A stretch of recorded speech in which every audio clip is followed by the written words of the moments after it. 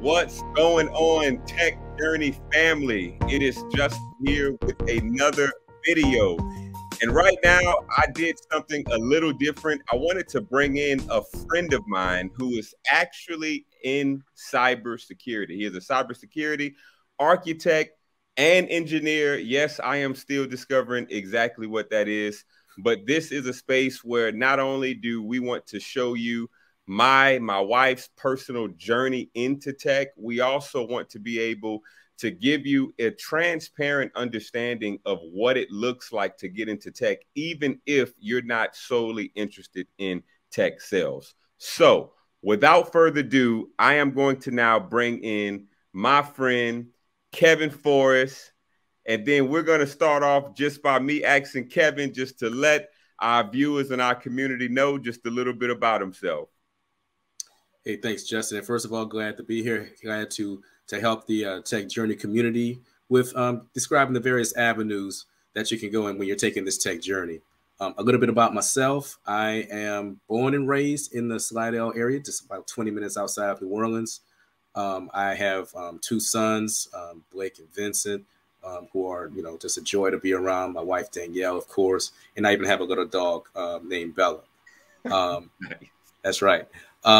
I am heavily into fitness, even though I haven't practiced in a while since the pandemic. But my aim and my goal is to get back into it heavy. I am just a normal person who just happens to be employed in the field of cybersecurity. And as we go forth through this process, I'll be able to describe to you exactly how to get into that. Very nice. Look, I appreciate it, Kevin. And so so just for the community, for the Tech Journey community to understand, I asked Kevin to let us know a little bit about himself, because just as how I like to reveal to you, like the normal human side of me, to let you know I'm actually a real person on the other side of this camera, explaining my journey, I wanted Kevin to just explain a little bit of the humanity of himself before we really dive into it. And again, keep in mind, Kevin is someone who I personally know. I've known Kevin before this journey into tech, and actually getting into the tech field was actually something that was suggested to me by Kevin himself before I actually entered in, right? So go figure. And so Kevin, so just diving straight in. And then one thing too, I want y'all to understand in the description also, because I know you're going to get some really valuable information from here. I have on the screen, you'll see the Forrest Network, Cyber Education and Motivation. That is a YouTube page that Kevin has. So definitely feel free to go ahead and subscribe to that YouTube page. But here's something even more important. You can actually link up with Kevin directly. I also have his LinkedIn in the description. So go ahead, save him on LinkedIn. And if you have questions, you can also reach out to Kevin directly. So first question, what is cybersecurity? Right off the bat, that is an excellent question. What is cybersecurity? Cybersecurity is the methods, technologies, and techniques, everything that we use to defend, networks against various outside attacks. It could be the methods that we use as far as mimicking offensive cyber techniques. That could be what's called ethical hacking, where we would get the permission of a company to come in and test the security, the cybersecurity, and the various ways in which a particular company or entity would protect their networks through a variety of different ways. It's more of a consulting as well as a technical function. And then there's the defensive side of the posture, as far as basically playing defense. That is being like a cyber intel analyst, where we see the attacks coming in. We're constantly monitoring the networks. I guess you can akin us to what will be called a cyber security guard, or a frontline soldier on the front lines of war, where we're basically, protecting and defending our enterprise network or whatever entity that we're protecting against from any type of cyber attacks, whether they're coming from overseas or whether they're coming from a domestic type of area. So the various path of cybersecurity is massive, but to basically sum it all up is basically just defending corporations, countries, entities from outside cyber threats. Wow. So that's amazing, Kevin. So something that I have wondered before that I've never asked you, what exactly does like your work schedule look like? Like, what do you do during the day as a person in cybersecurity? Well, in cybersecurity, my day-to-day life, as it is now, is a lot different than it was when I first started. I think it'd be more beneficial if I tell you about my day-to-day life as an entry-level cyber defensive technician, because I think that'd be more appropriate for the audience that we're talking with. So, in my job as a cyber intel analyst, my day-to-day job was, well, first off, it was a 24/7 job, and I worked at night. So I would log on to my shift and basically relieve the person who was on the shift before me. And what we did was we had like a handoff of how our job was. And he would basically tell me everything that happened over the course of the day. He would let me know about any type of anomalies that may be occurring throughout the shift. He would show me the latest reports of any types of what we call internet protocol addresses or IP addresses from people who may have tried to probe the network and say, hey, this is going on. You may want to keep an eye on this. Okay. It was a lot of those type of things. And once we had the clean handoff of the knowledge transfer, if you will, that person would leave and then I would come on board and basically assume control of the shift. And then from there, I would do my normal day-to-day routines, which would be another sweep of the network, making sure everything is clean and underway, make sure there's no types of threats that I need to worry about. And once everything came back clean, then I would start my shift, which would be all about going in and doing investigations. In this particular job, I was the protector of a network for one of the federal agencies in the country. And our job was to make sure that machines who worked on a day-to-day basis, if they acquired some sort of malware over the course of the day, if they downloaded something that they didn't have any business downloading, or they may have went to a website or sent some type of erroneous link that sent them somewhere where they download some form of malware and it compromised their system, then our job was to work with the local site on the ground, whether it was here in New Orleans or one of the other 54 districts across the country and all over the world. Make sure that that particular machine, whatever threat was on there, we isolate the machine from the network, and then we make sure that we get that that piece of malware off the network and see if there was any type of damage that was caused as a result of that malware being on there. And we would have our various techniques and investigations that we would do, go through what we call logs, seeing exactly what that machine was doing over the course of time when that piece of malware was on the machine, until the time it was removed from the machine. Make sure it didn't do anything that could have compromised not only that system, but the entire network. Once that machine would come back clean, then of course we would go through our sanitation procedures and then put the machine back on the network and turn it back over to the customer and say, hey, don't do that again. Whatever it is that you did, don't do it again. So over the course of that, we would do a lot of investigations. And again, over the course of the entire day, we would continue to do our checks and our sweeps of the network over the course of the night. And then as it got close to the end of the shift, we would have our finalized and our closeout procedures, where we would basically create our activity report of anything that occurred over the course of the night. We would show where everything was checked and prepped and everything was clean. And then when our relief came, we would do the same thing for that person as what was done for me when I came onto the shift. We would perform the knowledge transfer. We would make sure that everything was set, everything was clean, everything was explained to them. Hey, these are the things that you need to watch out for. These are the things that I've observed over the course of the night. And then we would have the clean handoff, and then my shift would be over. That would be the typical day in the life of that particular job. The job that I do today, which is a cybersecurity engineering solutions architect, more solutions architecting than engineering. What I do is I help the company that I work for, which is Leidos. I help them bid for government contracts. So the contract that I worked on, I would help from an outsider's perspective, help Leidos bid for more work such as that, where we would go into government agencies and we would help them provide cybersecurity services, regardless of whatever type of service they're looking for, whether it's offensive cyber, where they want people to test their security defenses, whether it's defensive cyber, where they want us to perform what we call staff augmentation. We provide other cybersecurity professionals like myself to either sit in on site wherever their military operation is and provide hands-on labor, or we can do things remotely from our employees' homes or whatever. but basically dial into the network and provide those same types of cybersecurity services. My job is to read what's called a request for proposal, the proposal that's put out by the government, and to architect a cybersecurity solution to fit the bill in hopes that our proposal be accepted, and then we can go ahead and perform on that contract. Wow. So would that mean that you are I guess you work with more of a sales aspect? Is that safe to say? Like, do you bring the architectural structure, meaning you bring your expertise into collaboration with the sales team?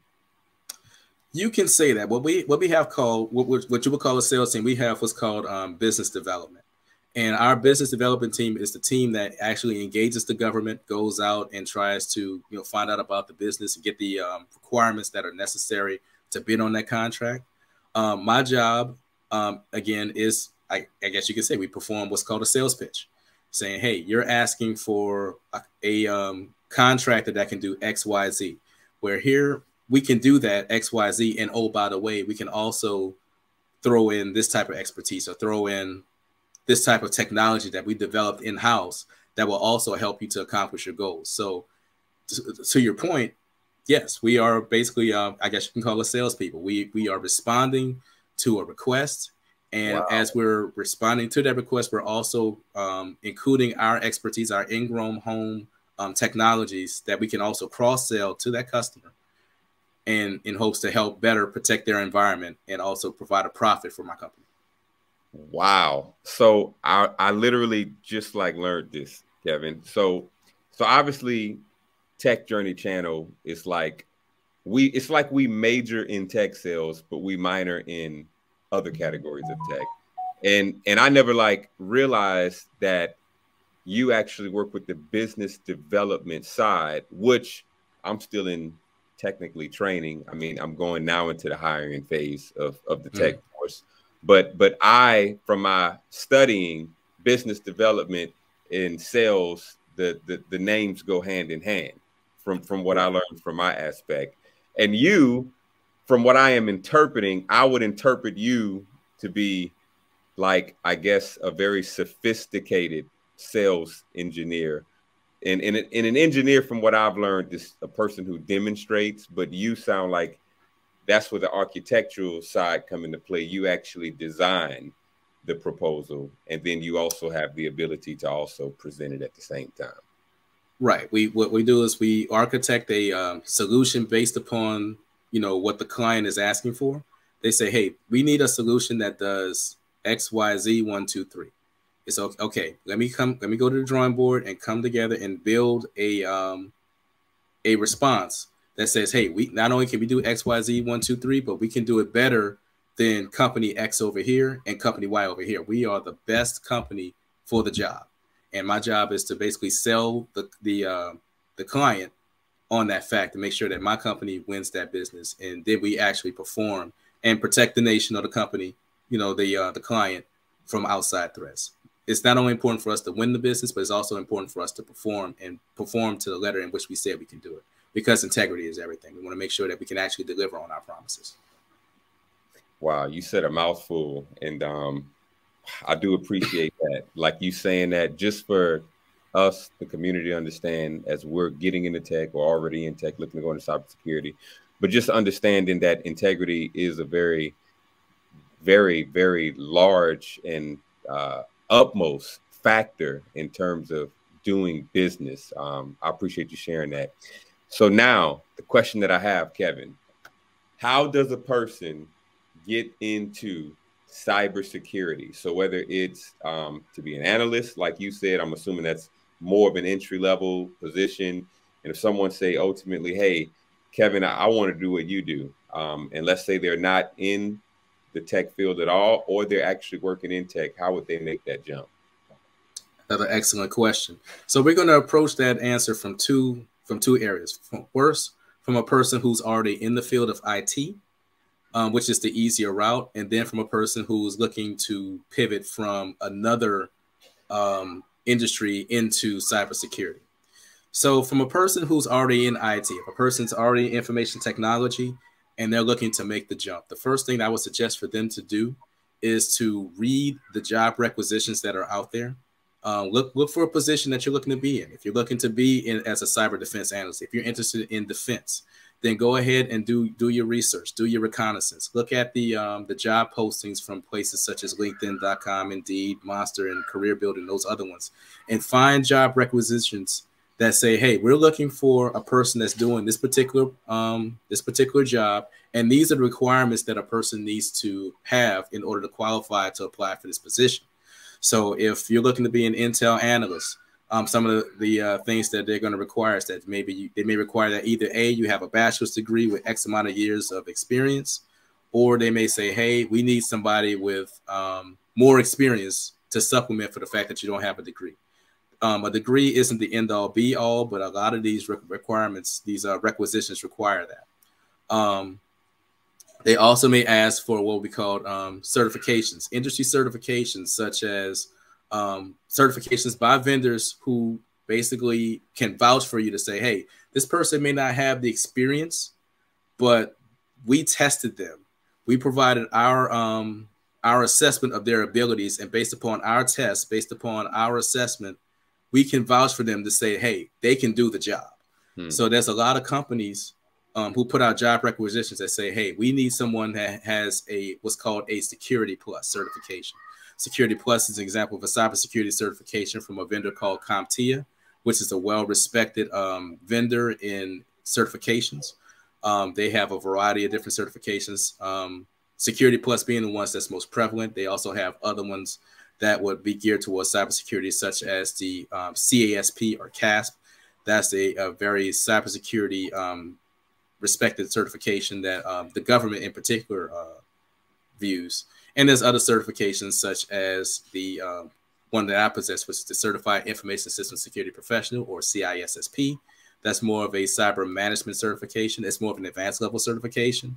But all that to say, these certifications can get you in the door when just experience and education cannot. Certifications are, something that I strongly advocate getting. Sometimes you can get certifications. You can get certifications, and that'll get you in the door more so than education would. Because if you think about it, your degree, your education has a shelf life. I got my master's degree in 2013. It's 2022. So the information that I learned back in 2013 is outdated. However, the certifications, as I continue to get certified, as I continue to matriculate and get my various levels of certification, and I don't get my certifications, but re-upping those skills, because another aspect of cybersecurity certifications is that you have to do what's called continuing education. And every year they require you to have what's called continuing education units, meaning that you have to study, you have to continue to learn, and you have to continue to work in the field. You have to prove that you're continuing to develop your skills so that your certification remains up to date. So they can continue to vouch for you to say, hey, this person's still in the field. He's still working. He's still studying, still striving, and still able to perform the duties in which we tested that person on many moons ago. So in getting those certifications and getting those, getting that education, as well as being able to continue to have that foundational level from a person that's in IT, you have that foundation that you've been working in the IT field for so long. You can go ahead and make that pivot over to cybersecurity, because you have the baseline as well as the certification, as well as the education. And hopefully you've also been doing a little bit of networking, because everybody can't traverse this path alone. Sometimes you need somebody to stand in the gap and say, hey, I've worked with so-and-so. I've seen that this person has the ability to pivot over to cybersecurity. I'm willing to put my name behind him as well. So that's from an internal perspective. Now, if you're an outsider looking in, the challenge is going to be a little bit more difficult, because you don't have that foundation. But what you would do in that sense is you would get your education, whether it be a formal education from a 4-year or 2 or 4-year college, university, or from an entity such as CourseCareers or some other entity who can vouch and say, hey, we've trained this person from infancy, because usually that's what it is. They're trained from infancy. Like, they assume that you don't know anything about computers at all, and they'll take you from that baseline all the way up to being a cybersecurity expert. and they're vouching basically through their training and techniques that they can vouch and certify that this person has the skills. So getting either a degree or a certificate from a well-respected entity will be a start. And then again, getting those certifications, doing your research, as well as if you're able to do what's called short-term contracts. If you're not able to get in that foundational knowledge, there's companies out there that look for people who are looking to gain experience. So they'll do that through the course of doing what's called short-term contracts, whether that be doing a week contract of setting up computers for an office, or anything of that nature. Sometimes they may have like a cybersecurity job where they say, hey, we need somebody to set up our infrastructure, install this level of cybersecurity software on maybe 500 or 1,000 laptops. We need you to run this routine to do that. There's ways to get the experience, but it's a longer path because, again, a lot of these companies, when they're looking to hire, they're looking for specific experience. They're looking for different things, but there's ways that you can supplement that. There's ways to overcome that. One of the things that you can do is you can sell what's called your soft skills. Your soft skills are your ability to speak with senior management or speak to other people without fear of, making gaffes or mistakes or saying things that are wrong. You can say that, hey, I'm a team player. I work well with others. I'm able to collaborate and come together with other folks and bring people together to accomplish the goal. I have leadership ability. I have leadership capabilities.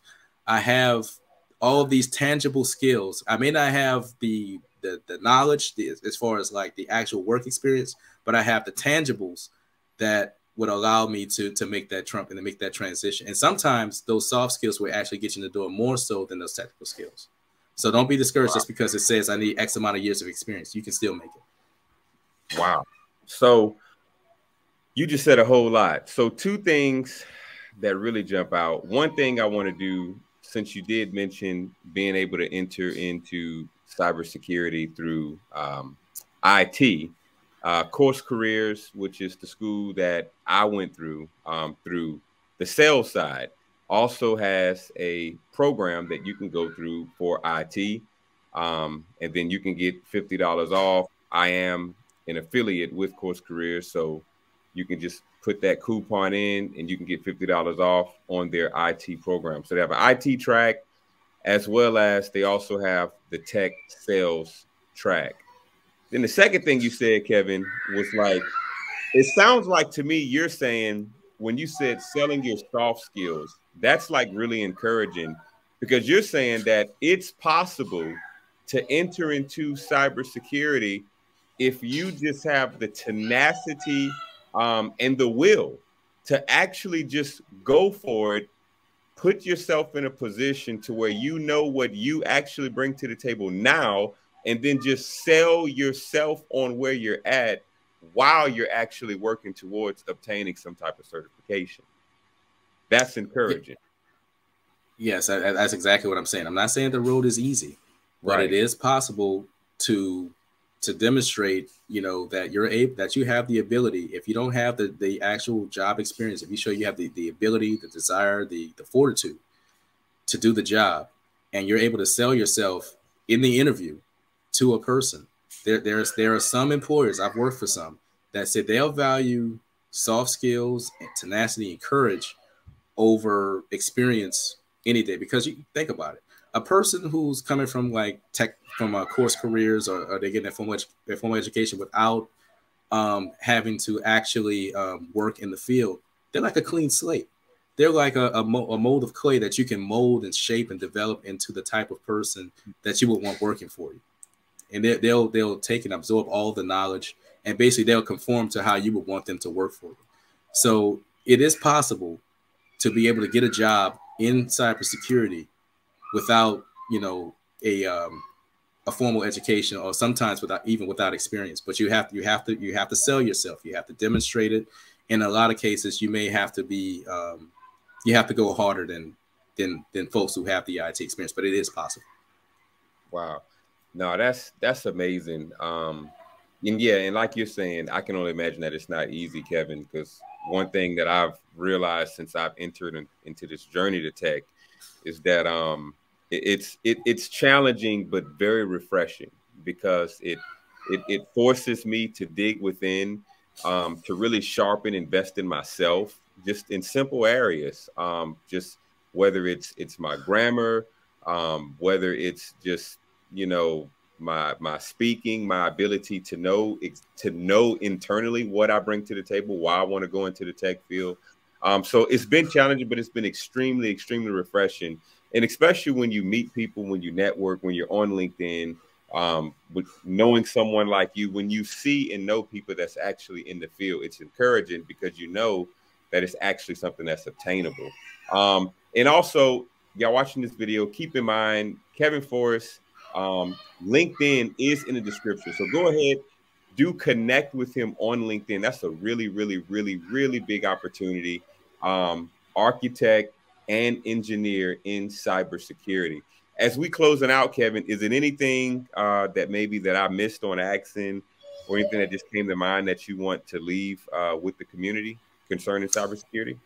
Yeah, a couple of things. First, I know one of the things that people may want to be interested in is salary range. They would like to know what would be the expecting starting cost, the annual salary for a person entering in the cyber.